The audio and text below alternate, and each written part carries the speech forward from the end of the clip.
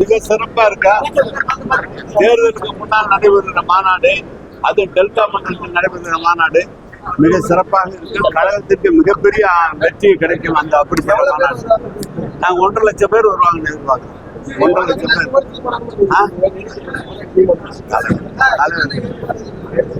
எல்லா எல்லா எல்லா பகுதிக்கும் அவங்க உங்களுக்கு நேரத்தே உங்களுக்கு தெரியும். நான் எல்லா ஏற்பாடும் பண்ணியிருக்கோம். பேருந்து வசதி பண்ணியிருக்கோம். உங்களுக்கு எல்லா வசதியும் பண்ணி கொடுத்துருக்கோம்.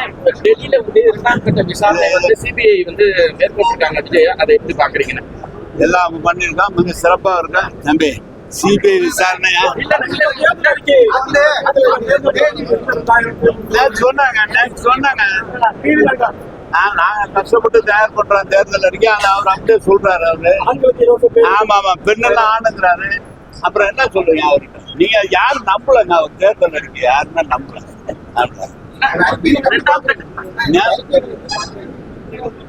அது என்னங்க, நாங்க தான் ஜெயிப்போம். அதுல அவங்களுக்கெல்லாம் ஏத்துக்க மாட்டாங்க மக்கள். சார் சொன்னதை வந்து 1000 ரூபாய் பணம் கொடுக்க முடியாதுன்னு சொன்னவர். அவரு எங்க இருக்கு பணம் இருக்குன்னு சொன்னவர்.